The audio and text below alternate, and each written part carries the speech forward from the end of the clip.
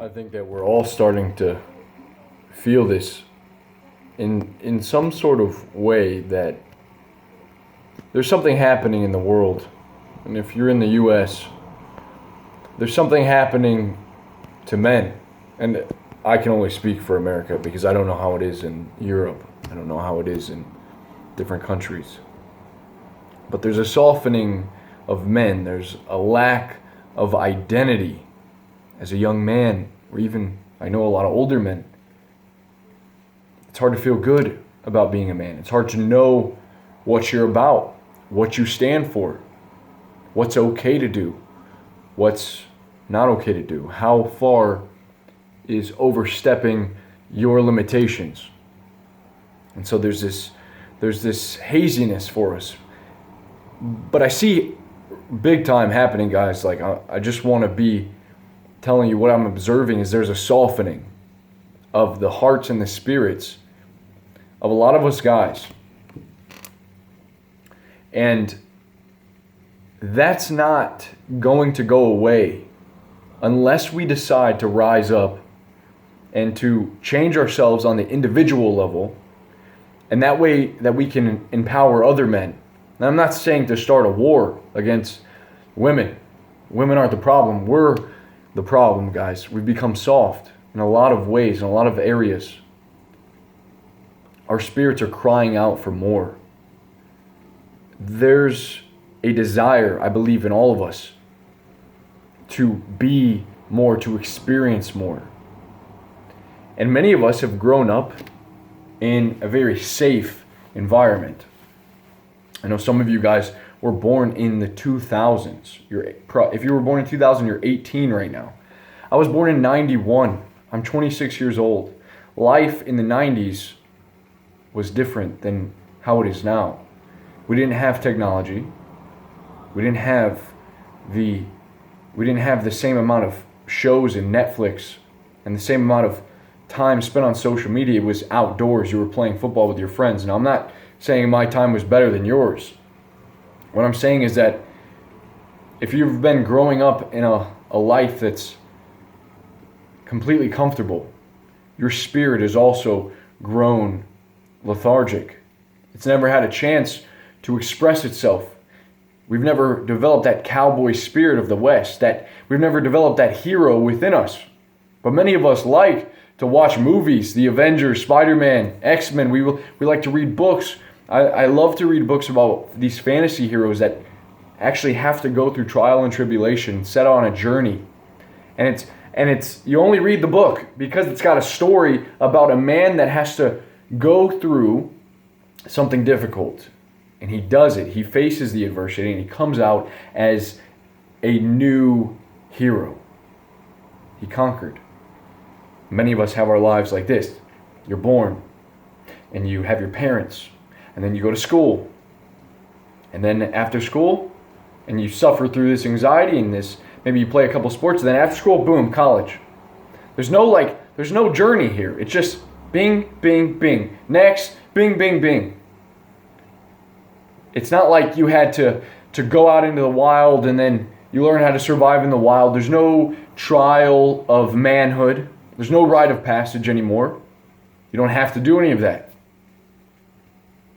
You don't have to think for yourself, oh, I'm going to go to that academy. I'm going to set off on a journey to the academy after I suffered for these couple of years in poverty. I got to experience the negative effects of poverty, but it lit a fire in my soul. It made me hungry for more. I've never had to go days in solitude. I've always had something in front of me, something to give me stimuli, something to, make the day filled. I've never actually paused.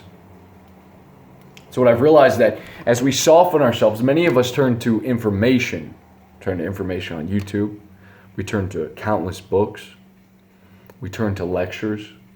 We go to, some of us have the privilege of going to special talks. We're always consuming the knowledge. But the knowledge doesn't supplement the actual risk that it takes the actual skin in the game that you have to put to actually wake you up, to set your soul free, to set it on fire. One of the things that I'm experiencing now is that I've realized that there is nothing without skin in the game. All we want in the end is experiences. Do you think that the goals of your 18-year-old self, do you think that when you're 80, you're going to remember the rejection that you got from that girl? Do you think you're going to remember when you quit this job, when you got fired from that job? Do you know the turmoil and grief you feel now? Do you think that's going to give a fucking ounce of meaning to your 80-year-old self as a man? You're going to look back, if you could hear him talking to you, the 18-year-old, about his worries and anxieties, the 80-year-old man would laugh. He would say, "You fool, you fool. Live your life." Do you think that 35-year-old that has a new agenda, he sets new goals, he wants something new for his career, he wants a better raise, he wants a higher position, do you think that the 80-year-old man would not look back on him and be disgusted in a way that he had structured his life where he was more of a dog and less of a wolf? He had a collar around him. He let himself be manipulated by his family, by his religion, by the expectations of others, by himself, and by the limitations that he placed on himself, by the comfort that he grew to know. And so what we're faced with is like, guys, we've got to wake up. It's no amount of knowledge that you can consume is ever going to set you free. You've got to ask yourself on a daily basis, and maybe take 5 to 10 minutes to do this. Not many people do this. The most successful people do this. They take some time and they ask, what do I want of this day? What do I want of my life? What do I want to experience? The 80-year-old man remembers the time spent with his children, the exciting times, maybe when he had his first kid, the exciting times of being broke and being his own hero, of falling in love, of asking that girl out on a date, even though he was scared, and then actually laying in her arms at night after having intercourse with her and being filled with her scent and laying with her in his arms and smelling her hair and laying down on the bed, and that excitement that you get to be scared that her father may come in any moment, come in the house, and he has no idea you're there, and then you leave and you get out somehow, and you're just, this is living. And these are the moments that we will remember. But unless we have that willingness, unless we have the spirit of power, the spirit of adventure, the spirit of courage to say, I want these things in my life. I don't want routine.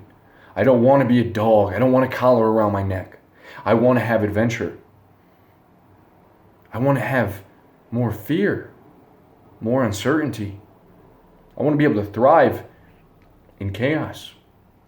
I want to go out into the world and experience new things and new people and not be always so spoon-fed. Those are the times that are going to stick with you guys, and that is what you're going to remember. And so what I'm beginning to understand is this is the call. This is the fight of our generation for us men, is that we have to rekindle the spirit of our fathers, of the warriors of the past. We make it so difficult, and we watch all these pickup artists, we watch all this game theory, yet our fathers found a way to make love to a woman and have us and maybe several other kids. They didn't need any of that. They didn't need the books. My father didn't even know how to read for half of his life. He didn't need that shit. He made it happen. My grandfather in the war. I mean, I have never been in anything resembling a battlefield. How soft am I? I go to a weight room every day that's heated, that has a sauna and showers and working water and a urinal that I can piss in, and a water fountain where I can rehydrate. and I'm comfortable, I'm in the air conditioning, there's people there, it's a social gathering, and yet I'm sweating and I'm pumping iron, and yet I'm still not in a battlefield. I'm not having to deal with anything as harsh as the reality of my father trying to raise 6 children and getting evicted from his store. And that's all he knew. Moving to a different state, experiencing snow for the first time, where he didn't know how to operate and sell his goods in an outdoor flea market, because there was no fucking outdoor flea market in the wintertime. How do you do that? I don't fucking know. And I'd be pretty damn close to calling it quits if I had to deal with half that shit. If I had to be recruited into the army and go sent away from my family, torn away from my loved ones. And yet I complain and I don't do anything to better my life, because first off, I don't even know if I really want it. And you know what? I keep telling myself I want it. Yet I just consume. I consume. I read more books. I listen to more talks. I don't take any action. I don't develop that muscle that just like does. And so we've got to be real with ourselves, guys. We're growing way too soft. We're growing way too soft. I have this opportunity coming up where I'm going to travel to a different state, and I haven't been out of the state that I'm in for a few years now. And my initial response to that is, don't go. It's scary. You don't know anything. You don't know one street in that different state. You don't know where anything is. You don't know the libraries, the grocery store, the gym. You're not going to be in your house. You're not going to be able to wake up and do what you want to do. It's not comfortable. Stay in the routine. Stay right where you're at. And I said, as I begin to develop this inner voice, my inner voice told me, go. He said, listen, man, go. You're going to die one day. None of this shit matters. Experience life. Okay? Experience life, man. This is a call for our generation. It's a call to all of us guys. We have to experience more life. We got to start taking more risk. We got to give ourselves and embody that spirit of adventure, that spirit of masculinity. I'm scared. Oh yeah, I'm scared. But I'm alive, man. When you're poor, when your heart is broken, when your belly is hungry, you'll never be more alive. You'll never be more awake. You have to be. People say find your purpose. Live your life on purpose because you fucking have to. All right? If you're just comfortable, you're not living on purpose. You're just living. You don't have to live. The fuck you gotta do? You just exist. Nothing else to it. I tell you guys, we're always looking for these different things. People ask me, I failed NoFap. I'm on day 37, I fucking failed. I don't give a fuck, dude. Neither should you. People ask me, do affirmations work? Do subliminal messages work? I don't give a fuck if they work or not. That's not what I need. That shit will not do anything for you as long as you're in your house. As long as you're doing the same thing that you've been doing. None of that shit matters, guys. None of these techniques. You gotta fail. You gotta go up to the hottest girl, man. Right now, we should go out. We should go out for ice cream. Do it. If she doesn't, who cares? You're a student of life. Move on. More opportunities. Wow, she just made it easy for you. Now you can stop thinking about her. You got a shitty relationship you're on the fence about, but you're tilting towards the break up. Save yourself some time. You're going to die one day. Nothing else matters. You feel like you need to quit your shitty job? Quit. Quit. I'm not a life coach. I don't have a lot of money. Quit though. You'll be inspired to do something else. And then if that job's shitty, you can quit that job. Can't hurt. I mean, you could starve, you could go hungry, you got some fat on your body, you'll be all right. You'll find a way to scrape up some change. You become so comfortable. Leave your parents' house. Why stay at your parents' house? Because you can? Because you can save up a little bit more change? Dude, come on. Be real with yourself. What's that going to do for you? Get out there, man. Get your hands dirty. Bring back the warrior spirit. That's what the world is in need of. That's what the women in the world are in need of. All of us, a lot of men are becoming bitter. A lot of men like to blame. Women are shaming us. Feminism, bringing us down. Fuck that shit, dude. They just need a man to grab them by the fucking hips and give them the fucking of their life. We're always trying to please all these women. We're always looking for all these techniques. How do I eat the clit? How do I eat the pussy right so she likes me? And so that she's mine. And then you know what? When I find the perfect girl, let's get fucking married.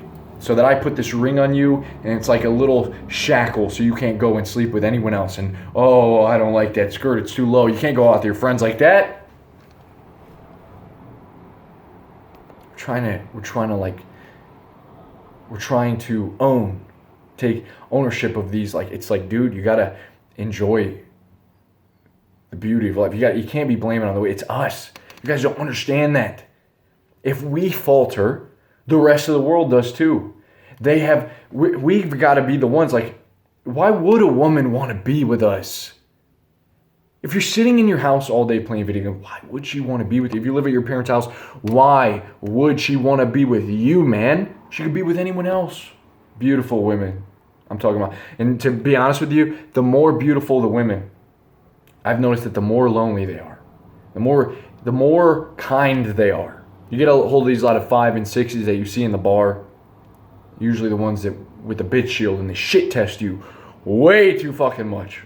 Okay? There's some shitty women out there also. You know, they've had hard lives, they become bitter. Maybe they've just now, okay, yeah, I'm not saying all women are perfect, but look, man, we've got to change us first.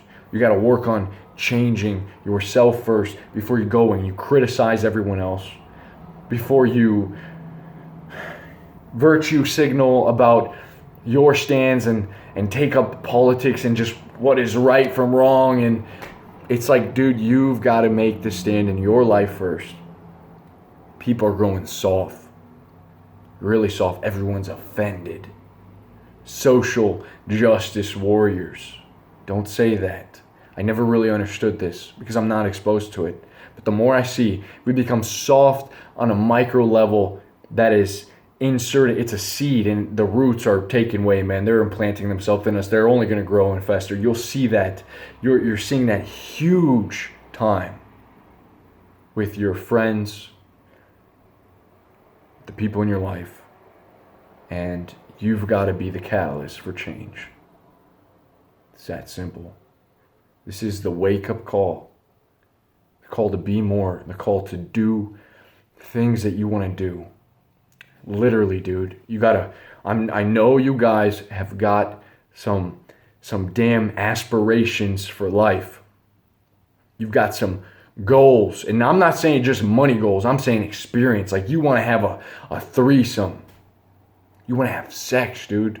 You want to connect with the opposite sex. You want to hold a woman in your arms and feel like a goddamn man. And I pity the guy that's never felt that. I pity the man that's never felt it, because that's your right. And you can experience that if you would just allow yourself to step out and to try and to put effort in and conviction behind your words, because you have made a promise to yourself that I'm going to fulfill my desire. I'm going to fulfill this longing for something more in my life.